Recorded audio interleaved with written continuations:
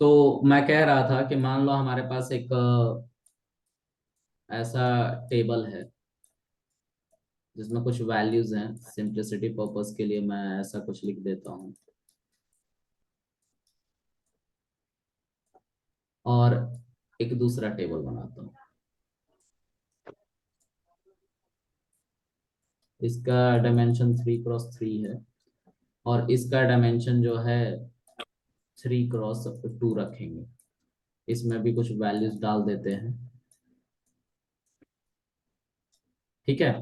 तो ये अगर हम मैट्रिक्स में कन्वर्ट करने को आपको बोले, मैथ्स वाले मैट्रिक्स में जो मैथ्स में हम पढ़ के आए हैं, तो आपको कुछ नहीं करना होता है। एक स्क्वायर ब्रैकेट लेते हैं आप, उसमें आप सारी बातों को लिख देते हैं ऐसे, और कहते हैं सर लो बन गया हमारा मैट्रिक्स।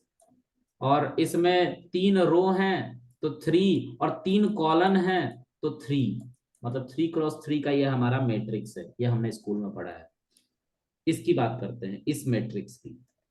इसमें भी एक बड़ा लिस्ट ऐसा बना लेते हैं और उसमें आप सारी बातों को एज इट इज लिख देते हो।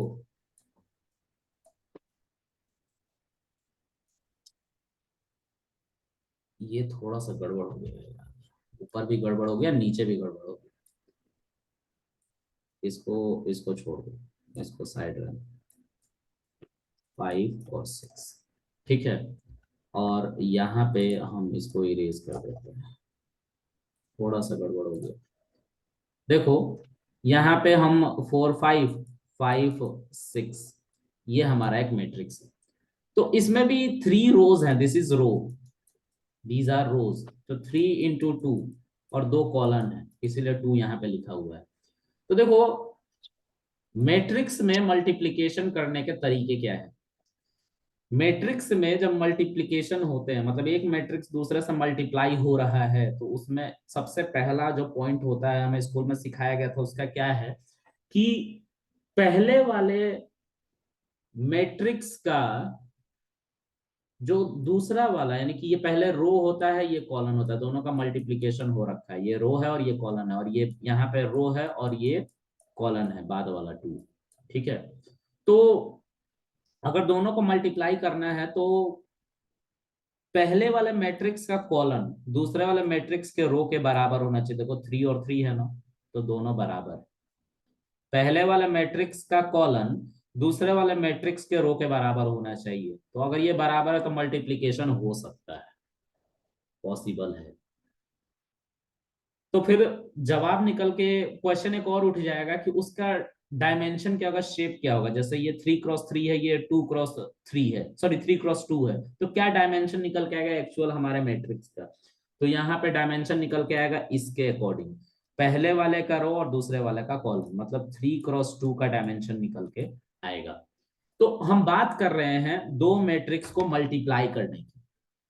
अब मल्टीप्लाई करने के लिए मैनुअली अगर हम करने जाएं तो थोड़ा सा वक्त लगा के कर लेंगे, लेकिन इसको कंप्यूटर वर्ल्ड में कैसे करें, इसके लिए मैट्रिक्स ऑपरेशन कराया गया। मैट्रिक्स कैलकुलेशन के लिए हमने अपना नंपाई एरे बनाया है। ऐसे ही मल्टीप्लिकेशन या ऐसे ही मैथमेटिकल ऑपरेशन के लिए बनाया है। तो कैसे कराएंगे उसको देखो। तो इसी एरे को, जो तुमने ये देख रखा है ना, ये मैट्रिक्स, इसको अगर हम कंप्यूटर वर्ल्ड में बनाएंगे तो कंप्यूटर वर्ल्ड में इतना बड़ा ब्रैकेट नहीं होता है। ठीक है, छोटे छोटे ब्रैकेट होते हैं। देखो यहाँ पे छोटे छोटे ब्रैकेट दिख रहे हैं ना। तो अगर इसको तुम्हें एरे में कन्वर्ट करना है कंप्यूटर वर्ल्ड में, यानी कि नंपाई की मदद से, तो ये पूरा का पूरा जो हमारा रो है ना, ये पूरा का पूरा, इसको हम 1D एरे कहते हैं, यानी कि इसको एक ब्रैकेट में रख लेंगे। ये नीचे वाला है ना, इसको भी 1D एरे बोलेंगे, इसको भी एक ब्रैकेट में रख लेंगे। इसके नीचे वाला ये भी 1D एरे है, इसको भी ब्रैकेट में रख लेंगे। और ये जो बड़ा वाला तुम ये ब्रैकेट देख रहे हो ना, इसकी जगह पे यहाँ पे छोटा सा ब्रैकेट लगा देंगे और इस एंड पे भी एक छोटा सा ब्रैकेट लगा देंगे, हो गया बड़ा वाला ब्रैकेट। तो ये हमारा एक 2D एरे होता है, क्योंकि इसमें रो है और कॉलम है, तो ये 2D एरे। ठीक है। तो इसको हम यहाँ पे कैसे बनाएंगे, तो देखो कैसे बनाएंगे, बिल्कुल ऐसे ही जैसा मैंने लिखा है यहाँ। पहले हम लिखेंगे np डॉट एरे, और यहाँ पे एक ब्रैकेट बड़ा सा बनाएंगे, ये बाहर वाला ब्रैकेट पहले बना लिया है, ठीक है, ये वाला ब्रैकेट और ये वाला ब्रैकेट, और इसके अंदर तीन छोटे छोटे ब्रैकेट है देखो। तो इसके अंदर मैं गया, पहला ब्रैकेट कॉमा, दूसरा ब्रैकेट कॉमा, तीसरा ब्रैकेट, तीनों ब्रैकेट मैंने बनाया। पहले ब्रैकेट में 1 2 3 वैल्यू है, मैं पहले ब्रैकेट में 1 2 3 वैल्यू लिख दिया। दूसरे ब्रैकेट में 4 5 6 वैल्यू है, 4 5 6 लिख दिया देखो, 4 5 6 दूसरे वाला ब्रैकेट। और तीसरे वाले ब्रैकेट में 7 8 9 है, तो मैं इसके अंदर 7 8 और 9 लिख दूंगा। और जैसे ही मैं इसको एंटर करूंगा सी, हमें वही वाला मैट्रिक्स मिला जो हमने यहाँ पे बना रखा है। दिख रहा है गाइस? समझ में आ रहा है कुछ? Yes sir. चलो यस सर। अब यस सर। इस मैट्रिक्स को बनाते हैं, ठीक है। np डॉट एरे, इसमें अगर इसको मैं मैट्रिक्स में कन्वर्ट करने जाऊं तो ये हमारा पहला रो है, ये हमारा दूसरा रो है, ये हमारा तीसरा रो है, ठीक है। और ये सब के सब एक साथ हैं, तो इसीलिए हमने एक और ब्रैकेट बना दिया। तो यहां पे भी सेम करना है, सबसे पहले बाहर वाला ब्रैकेट यानी कि जो बड़ा वाला ब्रैकेट है इसको बनाना है, ठीक है। फिर उसके बाद इसके अंदर तीन छोटे छोटे ब्रैकेट बनाने हैं, बनाओ, कॉमा कॉमा कॉमा। पहले वाले छोटे ब्रैकेट में 1 2 है, देखो यहाँ पे 1 2 है, वही पहले वाला ब्रैकेट में लिखा है जो अंदर छोटा वाला ब्रैकेट बनाया है। दूसरा जो छोटा वाला ब्रैकेट बना है उसमें 4 और 5 लिखना है, तो 4 5। तीसरा वाला 5 6 लिखना है, तो 5 6। अब मुझे बहुत अच्छे से पता है कि किसी को यहाँ पे मैट्रिक्स कैलकुलेशन नहीं आता है, ठीक है। किसी को आता है मैट्रिक्स कैलकुलेशन? करना क्या सर इसमें? मल्टीप्लाई? आता है सर। तो कैसे आता है सर। मल्टीप्लाई होगा बताओ, ए और बी का multiplication first row first column से मल्टीप्लाई होगी बताओ, क्या पहले। लिखोगे? मैं लिखता हूँ, 1 1 इंटू 1 होएगा पहले। 1 इंटू 1 हो गया, ठीक है। अब फिर 1 इंटू 4 होएगा। 1 इंटू, नहीं, फिर से पहले फर्स्ट रो फर्स्ट कॉलम से मल्टीप्लाई होएगी। वही तो मैं पूछ रहा हूँ, तो फिर तुमने 1 इंटू 1 करके 1 इंटू 4 क्यों बोला? सॉरी, फिर 2 इंटू 4 होएगा। अच्छा, और सिंबल क्या आएगा बीच में? बीच में तो स्पेस आएगा ना सर, या अच्छा, कोमा। बस प्लस रहने आएगा, दो, प्लस प्लस। का आएगा, प्लस का आएगा सर। रहने दो मेरे भाई, तुमसे ना हो पाएगा, तुम्हारा हाँ बच्चा सर, ठीक। प्लस आएगा, प्लस आएगा सर। चलो छोड़ो, मतलब मैं तुम लोग को ये बताना चाहता था कि तुम अभी दो मैट्रिक्स का मल्टीप्लिकेशन करने में इतना कंफ्यूज हो, तो सोचो इसको मल्टीप्लाई करोगे, ऐड करोगे, ऐड करने के बाद आंसर निकालोगे, बहुत बड़ा प्रोसेस है, ठीक है। लेकिन अब देखो, ए यहाँ पे मतलब एनपी के ऊपर, ठीक है, दो तीन तरीके हैं, मैं उनमें से एक छोटा सा तरीका बताता हूं, ठीक है। इसमें होता है एक डॉट फंक्शन, ठीक है। तो आई गेस इसके ऊपर नहीं होता है, बी के ऊपर होता है डॉट। वैसे दूसरा तरीका है, मैं बताऊंगा अभी, ठीक है। और इसमें उल्टा लिख दिया गया, यहाँ पे ए डॉट बी कर, दोनों का मल्टीप्लीकेशन, डॉट प्रोडक्ट इसको कहते हैं। और देखो मैंने बोला था ना 3 2 आएगा हमारा जो एक्चुअल डिमेंशन है उसका साइज, तो देखो मैं उसको निकाल कर दिखाता हूँ, देखो यहाँ पे लिखा था ना मैंने 3 2 आएगा। देख लो यहाँ पे 3 रो है और 2 कॉलन है, इसी की बात कर रहा था मैं। तो ऐसे मल्टीप्लिकेशन, यानी कि एक टेबल का दूसरे टेबल से ऑपरेशन अगर करना है तो हमें मैट्रिक्स की जरूरत थी, एरे की जरूरत थी। अब इस मैट्रिक्स को ही एरे कहा जा रहा है, ठीक है। डायमेंशन बदलते ही हम इसको मैट्रिक्स कहने लग रहे हैं, जब तक एक ब्रैकेट रह रहा हम एरे कह रहे हैं, और जैसे ही एक से ज्यादा ब्रैकेट लगने लग जा रहा है तो हम मैट्रिक्स कह रहे हैं, 2 डायमेंशन कह रहे हैं, 3 डायमेंशन कह रहे हैं, ये है क्या? तो समझते हैं एक पिक्चर से, एक पिक्चर में बनाता हूँ, ठीक है। इस पिक्चर में देखो, एक नोटपैड खोल लेता हूँ, उसमें ज्यादा अच्छा बता पाऊंगा, साफ साफ दिखेगा स्क्रीन बस। हाँ ये ठीक है।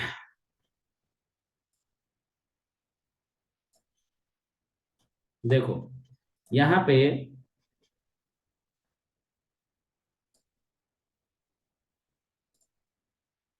एक बड़ा सा मैट्रिक्स पहले बनाता हूँ, ठीक है। फिर उसके बाद कुछ छोटे छोटे मैट्रिक्स बनाऊंगा।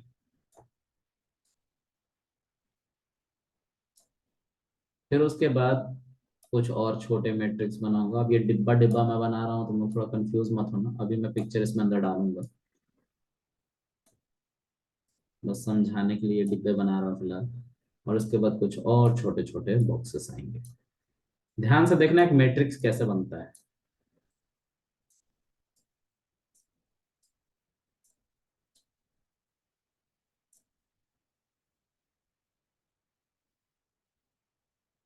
एक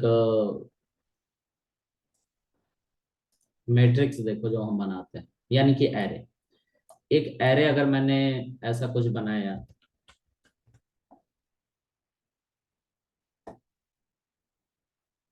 देखो एक 3 डायमेंशन एरे बना रहा हूं मैं, ठीक है। इसके अंदर मैंने रखा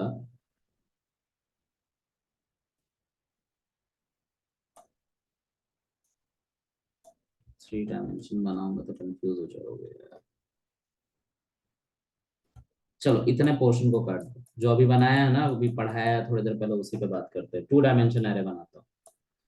तो 2 डायमेंशन एरे में 1,2 और 2,3 ऐसा हमने करके कुछ बनाया। ये एक 2D एरे जिसमें 2 रो और 2 कॉलम है, 2x2 का एरे है, ठीक है। तो अगर मैं इसको यहाँ पे दिखाऊं, तो यहाँ पे तुम देखो ऐसे इसको दिखाना पड़ेगा 1,2, या फिर इसको उल्टा बनाता हूँ। देखो इसमें कितने वैल्यूज हैं, पहले वाले रो में कितने वैल्यूज है, 2 वैल्यूज है ना। तो इन दोनों को यहाँ पे लिखो 1,2, और दूसरे वाले रो में, ये रो है सब, दीज आर रो, इसमें 2 रो हैं, ठीक है। 2 रो, ये दूसरे वाले रो में 2,3 वैल्यूज है, 2,3, ठीक है। अब इन्हीं को असेंबल किया गया है यहाँ पे, जिससे 1 डायमेंशन एरे बन के आया है, मतलब एक ब्रैकेट जिसके अंदर ये दोनों वैल्यू 1,2 रखी हुई है। और ये वाला जो हमारा वेक्टर है, वेक्टर मतलब कि एरे, 1 डायमेंशन एरे, इसमें 2,3 रखा हुआ है। फर्दर इन्हीं को असेंबल किया गया है 2 डायमेंशन एरे में, मतलब 1,2 ब्रैकेट 2,3 ब्रैकेट, और इन सब को एक बड़े ब्रैकेट में डाला गया है। अगर इस एरे को तुम सीधा करोगे तो तुम्हें यही वाला एरे मिलेगा। तो देखो ये भी एरे है, ये भी एरे है, और ये भी एरे है। इसको कहते हैं, जिसके इर्द गिर्द कोई ब्रैकेट ना हो, उसको कहते हैं 0 डायमेंशन एरे। जिसके इर्द गिर्द सिंगल ब्रैकेट है उसको कहते हैं 1 डायमेंशन एरे, क्योंकि इसमें एक ही डायमेंशन है। इसका कोई डायमेंशन नहीं, एक पॉइंट है बस, ना तो लेफ्ट जा रहा है, ना तो राइट जा रहा है, ना तो अप जा रहा है, ना तो डाउन जा रहा है, कहीं नहीं जा रहा है। ये एक ही पॉइंट है, ये वाला, ये वाला, ये वाला, ये पॉइंट है।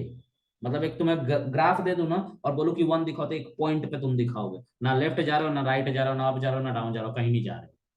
इसीलिए 0 डायमेंशन, मतलब इसका कोई डायमेंशन नहीं है, इसका कोई एक एक डायरेक्शन, दिशा नहीं है, ठीक है। इसका दिशा है, अगर 1 लिख रहा हूं तो 1 से हमें इधर की तरफ जाना है, 2 की तरफ जाना है, या 2 से 3 की तरफ जाना है। तो यहाँ पे नंबर से मत समझना, एक बात कह रहा हूँ, इसको अगर नंबर लाइन पर रखोगे तो एक ऐसा एक्स एक्सिस, एक डायरेक्शन में होगा जरूर, ठीक है। जहां से भी शुरू हो रहा होगा वो कहीं ना कहीं जाएगा। उसी तरीके से यहाँ पे ये 2 डायमेंशन है, यहाँ पे हमारा एक एरे तो है ही, 1 डायमेंशन तो है ही, लेकिन उसके ऊपर एक और हमें डायमेंशन रखना है, तो ये बन गया एक वॉल्यूम वाला सब ऑब्जेक्ट, यानी कि इसमें हाइट भी है और एक्स एक्सिस भी है, तो ये 2D एरे होता है, ठीक है। यूज केस क्या है? यूज केस ये है कि अगर तुम्हें टेबुलर डेटा को पढ़ना है तो तुम्हें उसे हमेशा 2 डायमेंशन एरे में पढ़ना पड़ता है, क्योंकि उस टेबुलर डेटा में बहुत सारे रो होते हैं, और एक रो में जितना डेटा होता है उसको एक एरे में रखते हैं, जिसको 1 डायमेंशन एरे कहते हैं। दूसरा रो को दूसरे एरे में रखते हैं, तीसरे रो को तीसरे एरे में रखते हैं, और उन सब को एक साथ रखना है, क्योंकि वो एक ही हमारे एक्सेल सीट या टेबल का हिस्सा है, उसके इर्द गिर्द एक और ब्रैकेट लगा देते हैं और उसको हम एक वेरिएबल में स्टोर करते हैं, और उस वेरिएबल को कहते हैं कि एक फाइल जो टेबुलर फाइल थी उसका पूरा डेटा एक वेरिएबल में हमने स्टोर किया है, इसीलिए हमने एरे का कॉन्सेप्ट इजाद किया था। और एरे फास्ट होता है। ये समझ में आ रहा है कुछ? Yes sir. Yes sir. Yes sir आ रहा है। ये तो डेटा स्ट्रक्चर में पढ़ा। सर फिर जो भी हम डाटा पे वर्क करते हैं उसको एरे में कन्वर्ट करते हैं फिर ऐसे अगर ही? अगर हमारे पास बड़ा डेटा है और हमें फास्ट कैलकुलेशन चाहिए तो ऑफ कोर्स हमें उसे एरे में कन्वर्ट कर लेना चाहिए।